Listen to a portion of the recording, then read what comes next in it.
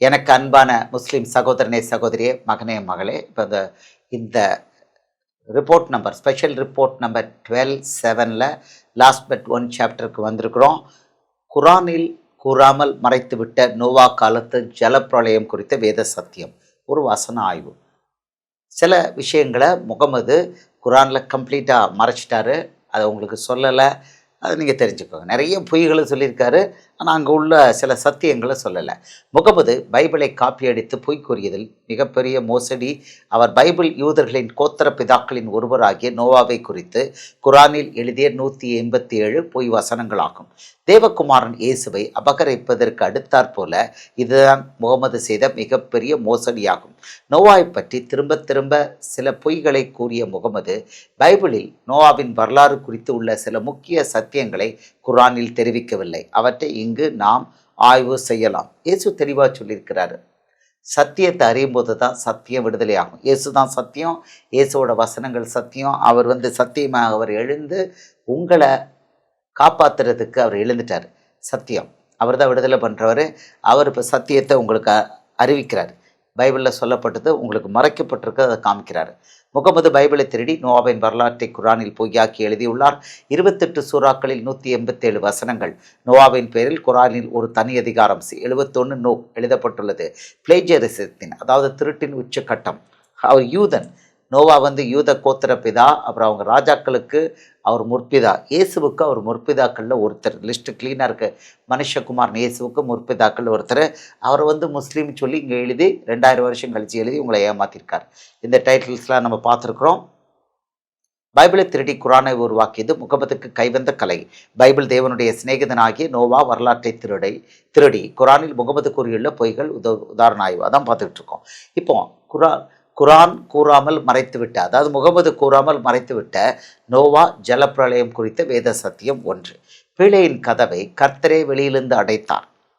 ஆதியாகமம் 7வது அதிகாரம் 16 வசனம். இந்த பேழை அவர் என்ன லெவலுக்கு அவர் அந்த பேழைக்கு நீங்கள் பார்த்தீங்க, அதுக்குள்ள நீள அகலம் எல்லாத்தையும் இவர் தான் கொடுத்தாரு. பரலோக தேவன் தான் கொடுத்தாரு. அவன் உள்ளே போன பிறகு இவர் வெளியிலேருந்து கதவை அடைக்கிறார். பேழையின் கதவை கர்த்தரே வெளியிலிருந்து அடைத்தார். ஆதியாகமம் 7வது அதிகாரம் 16வது வசனம். தேவன் அவனுக்கு கட்டளையிட்டபடியே ஆணும் பெண்ணுமாக சகலவித மாம்ச ஜந்துக்களும் உள்ளே பிரவேசித்தன. அப்பொழுது கர்த்தர் அவனை உள்ளே விட்டு கதவை அடைத்தார். கிளியராக இருக்கு. And the lord shut him in. பேழையோட கதவை வெளியிலேருந்து தேவனை அடைத்தார். இது குரானில் கிடையாது. இந்த டீட்டெயில்ஸ்லாம் குரானில் இல்லை. 2வது, குரான் கூறாமல் மறைத்துவிட்ட நோவா ஜலப்பிரளயம் குறித்த வேத சத்தியம் நம்பர் 2. ஜலப்பிரளயம் 40 நாள் பூமியின் மேல் உண்டானது. 40 நாள் இரவும் பகலும் பூமியின் மேல் பெருமழை பெய்தது. ஆதியாகமம் 7:12. மூடப்பட்ட மலைகளுக்கு மேலாய் 15 முழ உயரத்துக்கு ஜலம் பெருகிட்டு. மலைகளுக்கு மேலே 15 முழம். எவ்வளோ தூரம்னு எக்ஸாக்ட் மெஷர்மெண்ட் இருக்குது. தேவனே அதை பண்ணினால, அவரே அதை எழுதினால எக்ஸாக்ட் அந்த எவ்வளோ பிளான் பண்ணாருங்கிறதெல்லாம் இது நடத்தினார். பிளான் பண்ணார், எவ்வளோத்துக்கு அதை அந்த ஜலப்பிரளயம் போகிறதுக்கு அலோவ் பண்ணார், எல்லா டீட்டெயிலையும் அவர் சொல்கிறாரு. வேறு யாரும் இது கொடுக்க முடியாது. நோவாவும் அவனுடைய கூட பேழையில் இருந்த உயிர்களும் மாத்திரம் காக்கப்பட்டன. ஜலம் பூமியின் மேல் 150 நாள் மிகவும் பிரவாகித்து கொண்டிருந்தது. இந்த டீட்டெயில்ஸ் எதுவும் குரானில் கிடையாது. ஆதியாகமம் 7வது அதிகாரம் 17லேருந்து 24. ஆதியாகமம் 7:17. ஜலப்பிரளயம் 40 நாள் பூமியின் மேல் உண்டான போது ஜலம் பெருகி பேழையை கிளம்ப பண்ணிட்டு அது பூமியின் மேல் மிதந்தது. 40 நாள் மழை பெஞ்சதுங்கிற விவரமே அங்கே கிடையாது. 2000 வருஷம் எடுத்து காப்பி பண்ணியிருக்கிற 2000 வருஷம் கழித்து இதை காப்பி பண்ணி பைபிள்லேருந்து காப்பி பண்ணி குரான் எழுதியிருக்கிறாரு.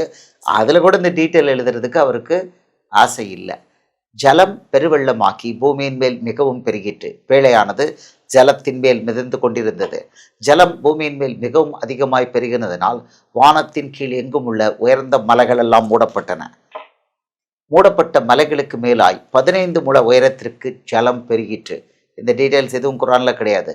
அப்பொழுது மாம்ச ஜந்துக்களாகிய பறவைகளும் நாட்டு மிருகங்களும் காட்டு மிருகங்களும் பூமியின் மேல் ஊறும் பிராணிகள் யாவும் எல்லா நரஜீவன்களும் பூமியின் மேல் சஞ்சரிக்கவைகள் யாவும் மாண்டு போயின. எல்லாம் டெத் ஆயிட்டுன்னு சொல்கிறாரு. வெட்டாந்தரையில் உண்டான எல்லாவற்றிலும் நாசியிலே சுவாசமுள்ள ஜீவ சுவாசமுள்ளவைகள் எல்லாம் ஆண்டு போயின. வெட்டாந்தரை மனுஷர் முதல் மிருகங்கள், ஊரும் பிராணிகள், ஆகாயத்து பறவைகள் பரியந்தமும் பூமியின் மேல் இருந்த உயிருள்ள வஸ்துக்கள் யாவும் அழிந்து அவைகள் பூமியில் இராதபடிக்கு நிக்கிரகமாயின. நோவாவும் அவனுடைய பேழையில் இருந்த உயிர்களும் மாத்திரம் காக்கப்பட்டன. ஜலம் பூமியின் மேல் 150 நாள் மிகவும் பிரவாகித்து கொண்டிருந்தது. பூமியின் மேலே ஜலம் 150 நாள் இருந்தது அப்படிங்கிற டீட்டெயில் பைபிளில் இருக்குது. குரானில் இது எதுவும் கிடையாது. இந்த சத்தியத்தை உங்களுக்கு சொல்லலை, டீட்டெயில்ஸ் சொல்லலை. 3. குரான் கூறாமல் மறைத்துவிட்ட நோவா ஜலப்பிரளயம் குறித்த வேத சத்தியம் 3. ஜலம் வழிந்தவுடன் தேவன் நோவாவை பேழை விட்டு வெளியே வர கட்டளையிட்டார். அதுக்கு முன்னால் அவர் ஒரு ஒரு ஒரு காக்காவை அனுப்புவான், ஒரு புறாவை அனுப்புவான், அதெல்லாம் இருக்குது. இதெல்லாம் குரானில் கிடையாது. ஆதியாகமம் 8வது அதிகாரம் 15வது வசனம். அப்பொழுது தேவன் நோவாவை நோக்கி, நீயும் உன்னுடைய கூட உன் மனைவியும் உன் குமாரரும் உன் குமாரின் மனைவிகளும் பேழையை விட்டு புறப்படுங்கள். கமாண்ட் கொடுக்குறாரு.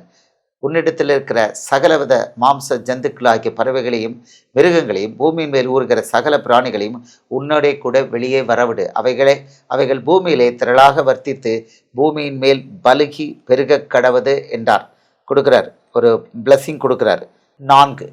குரான் கூறாமல் மறைத்துவிட்ட நோவா ஜலப்பிரளயம் குறித்த வேத சத்தியம் 4.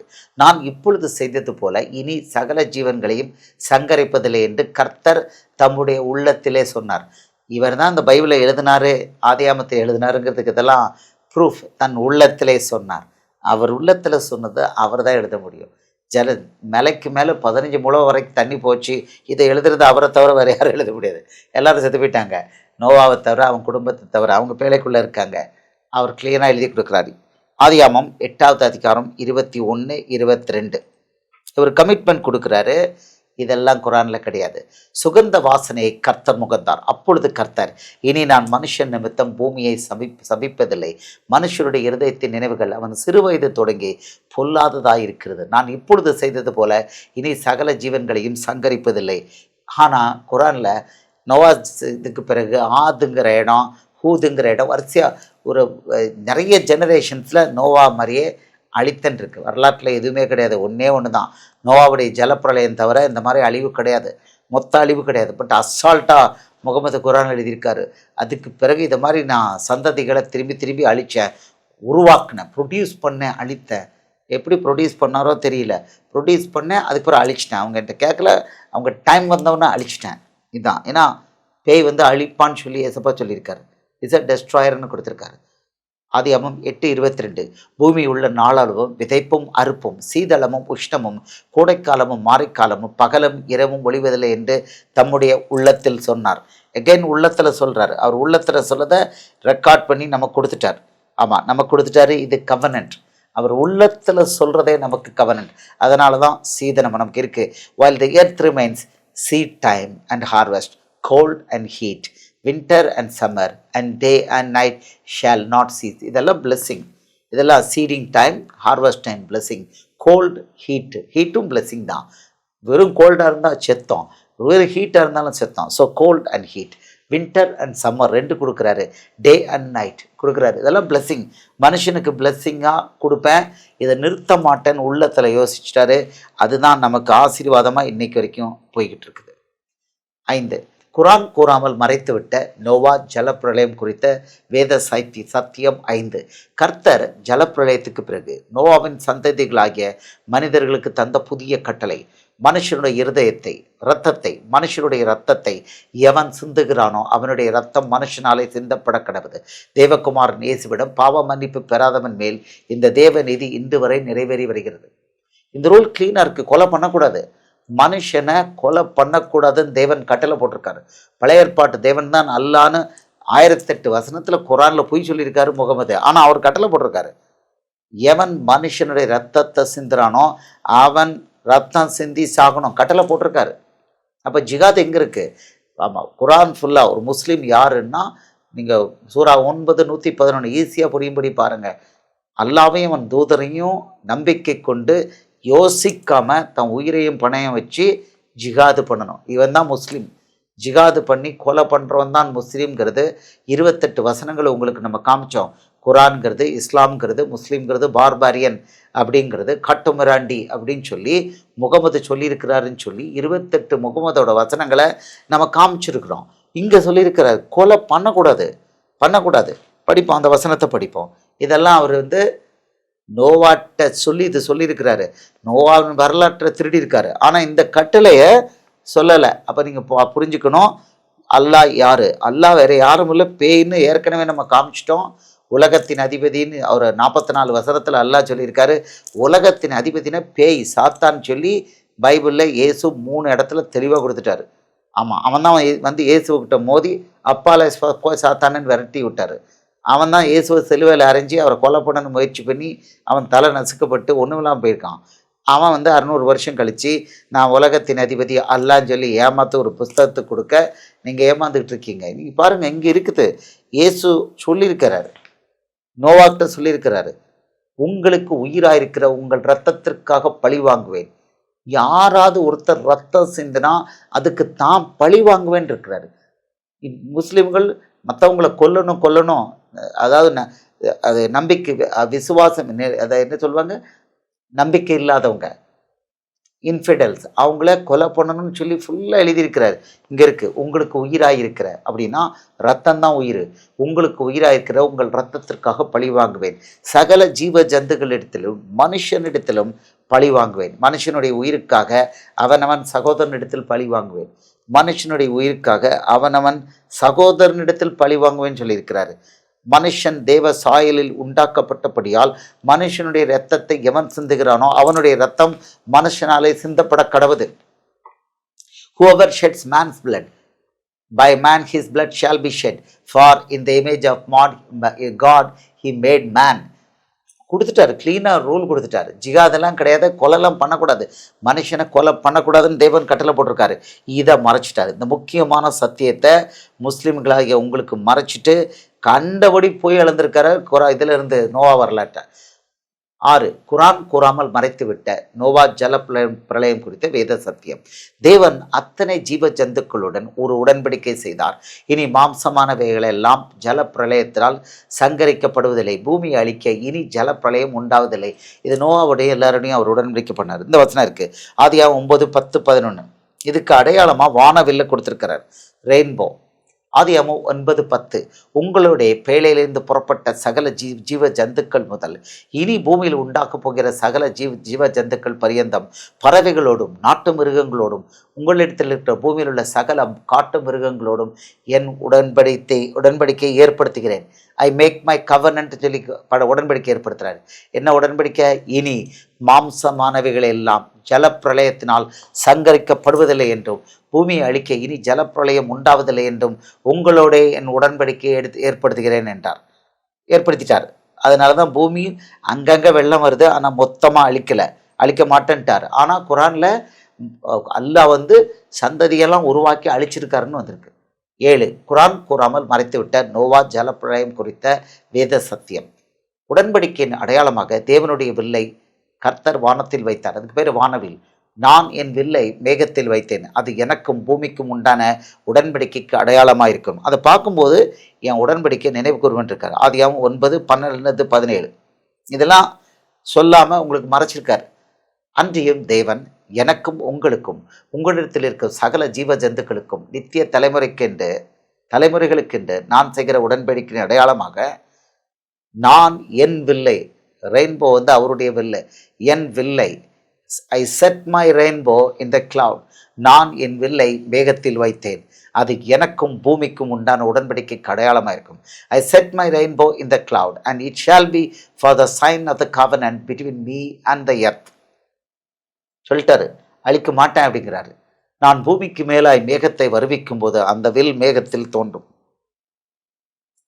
அப்பொழுது எல்லா மாம்ச ஜீவன்களையும் அழிக்க இனி ஜலமானது பிரளயமாய் பெருகாதபடிக்கு எனக்கும் உங்களுக்கும் மாம்சமான சகல ஜீவ ஜந்துக்களுக்கும் உண்டான என் உடன்படிக்கையை நினைவு கூறுவேன் அப்படின்ட்டார். அந்த வில் வானத்தில் தோன்றும் போதெல்லாம் என் உடன்படிக்கையை நினைவு கூறுவேன்னு, அவருடைய உடன்படிக்கை நினைவு கூறுவேன்னு அழகாக சொல்லியிருக்கிறாரு. அதை இன்னைக்கு வரைக்கும் கடைப்பிடிச்சிருக்கிறார். அந்த வில் மேகத்தில் தோன்றும் போது தேவனுக்கும் பூமியின் மேலுள்ள சகலவித மாம்ச ஜீவன்களுக்கும் உண்டான நித்திய உடன்படிக்கையை நான் நினைவு கூறும்படிக்கு அதை நோக்கி பார்ப்பேன். What a lovely God. அதை நான் நோக்கி பார்ப்பேன் அப்படின்னு ஒரு அடையாளத்தை கொடுத்துட்டார் மனுஷனுக்கு.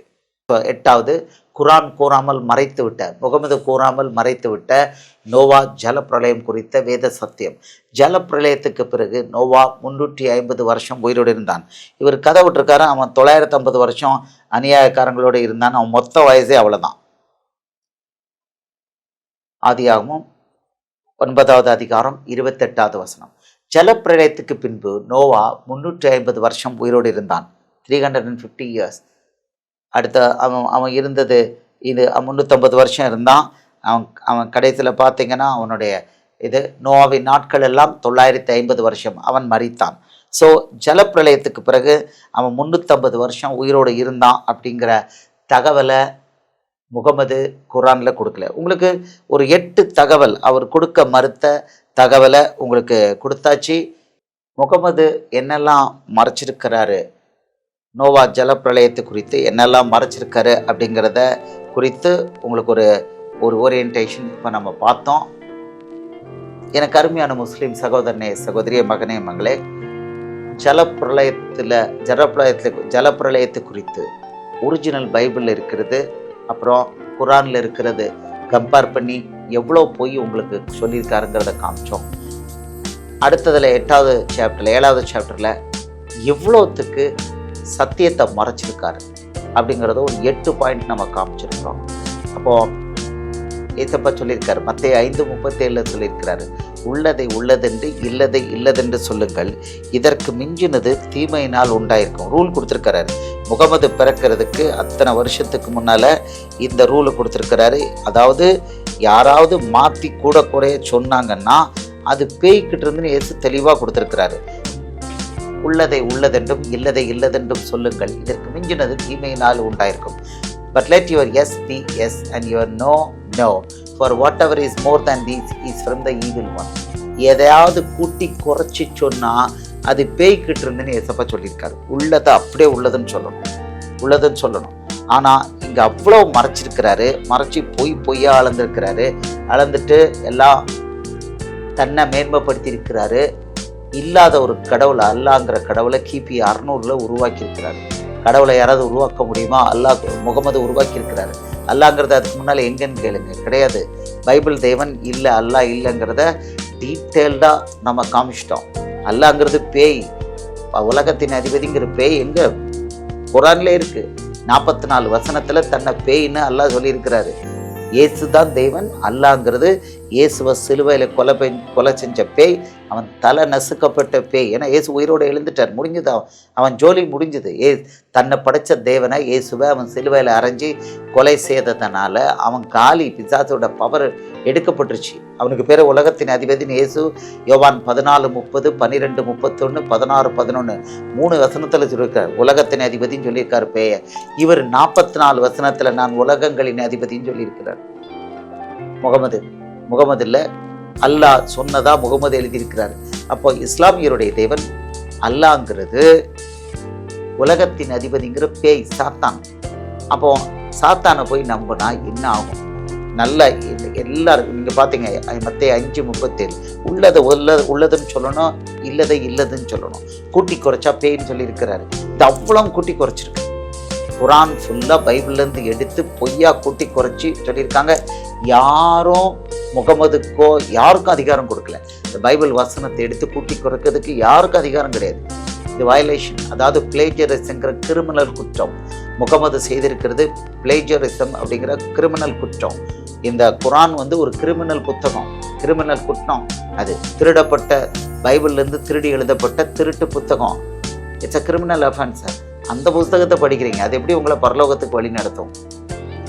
இயேசு 1400 வருஷத்துக்கு உங்களை இந்த தாறுமாறுக்கு ஒப்பு கொடுத்துருக்காரு. கம்ப்ளீட் தாறுமாறு. இப்போ உங்களுக்கு அக்கு வேற ஆணி வேற இதுலேருந்து எடுத்து காமிக்கிறாரு. எல்லாத்தையும் காமிக்கணும்னு அவசியம் இல்லை, ஆனால் இங்கே காமிச்சாச்சு. உங்களுக்கு முகமது தீர்க்கதரிசி இல்லை, தீர்க்கதரிசிக்குள்ள ஒரு இலக்கணம் அவருக்கு இல்லைங்கிறத பைபிள் வசனத்திலேருந்து குரான் வசனத்திலேருந்து உங்களுக்கு படித்து காமிச்சாச்சு. ஜிப்ராயில் தேவதூத், மலக்கு இல்லை, தேவதூதனே இல்லை, பேய் இல்லைன்னா பாழா போன மனுஷங்கிறத உங்களுக்கு பல விதங்களில் எல்லா விதத்துலேயும் வசனத்தை வச்சு காமிச்சு ப்ரூவ் பண்ணியாச்சு.